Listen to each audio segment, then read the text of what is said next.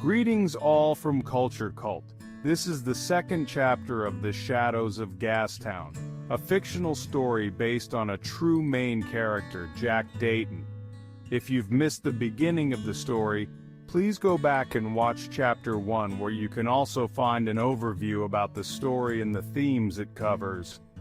The Shadows of Gastown. Chapter 2. The following morning, Jack awoke with a resolve forged in the fires of the unknown. The figure's warning echoed in his mind, but Jack was not a man to be easily deterred. He had faced the wrath of the sea and the skepticism of men. He would not be cowed by shadows and whispers. But this challenge was different. This was not a battle against men or nature, but against something ancient, something that lurked in the very soul of the land. Jack knew he needed answers. He began by seeking out the oldest settlers, those who had lived on the fringes of the forest long before Vancouver began to take shape. These were men and women who had seen things that others would not speak of, and they spoke in hushed tones of the land's old spirits, of the ancient guardians who watched over it. The symbols carved into the saloon's walls were not of any known language, but they carried a weight, a warning that was felt rather than understood. One name kept surfacing in his conversations: Tlamin, a shaman of the Coast Salish people, whose knowledge of the land and its spirits was unmatched. It was said that Tlamin could commune with the spirits, bridge the gap between the seen and unseen. If anyone could help Jack, it was him. Jack sought out Tlamin in the dense forest that still surrounded much of Gastown. After days of searching, he found the shaman in a secluded grove, surrounded by the whispers of the trees.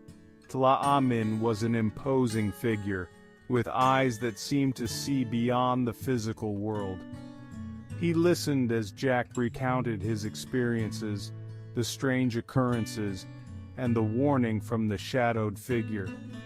Tlamin's face remained impassive as he listened, but when Jack finished, the shaman nodded solemnly.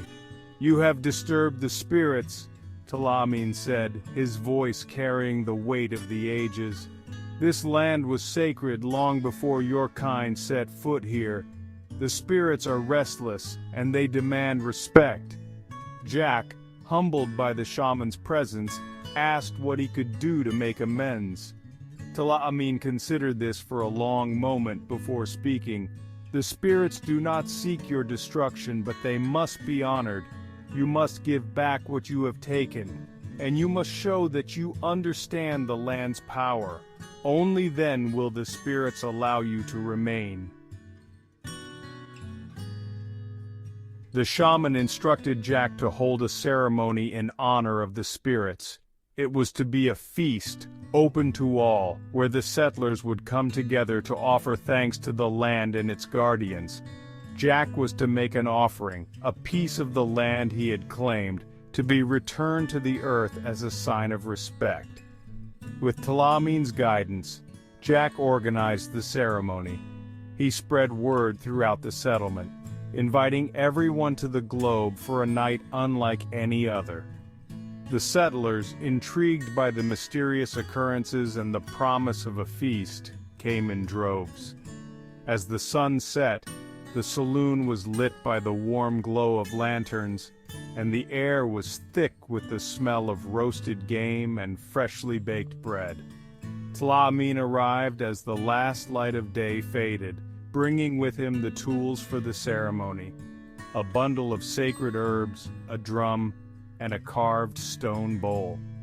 The ceremony began with a prayer, spoken in the ancient language of the Coast Salish, as Tlamin called upon the spirits to join them. Jack stood by the fire, holding the offering, a carved wooden figure representing the land, which he had spent days crafting under Tlamin's guidance. As the prayer ended, Tlamin motioned for Jack to place the figure in the bowl and light the herbs. As the smoke rose, curling toward the rafters, the atmosphere in the saloon shifted. The restless energy that had plagued the building seemed to calm, replaced by a sense of peace. The strange carvings on the walls glowed faintly in the firelight, as if acknowledging the offering. When the ceremony was complete, Tlamin nodded to Jack, a sign that the spirits had accepted the gesture. The settlers, who had watched the ceremony in reverent silence, began to relax. The night turned festive, with music and laughter filling the air. For the first time since its opening, the globe felt truly alive, as if the building itself was finally at ease.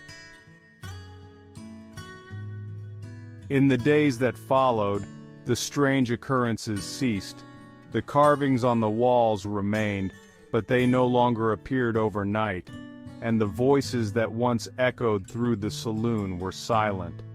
The settlers, once skeptical of Jack and his grand plans, now saw him as a man who had not only built a saloon, but had also forged a connection with the land itself. The globe thrived, becoming a hub for the community, a place where people from all walks of life gathered to share stories, laughter, and the occasional tall tale. Jack's reputation grew, not just as a barkeep but as a man who had earned the respect of the land and its spirits. But Jack never forgot the lesson he had learned. He knew that his success was not just a result of his hard work or his charm, but of the respect he had shown to the land that had given him a new beginning.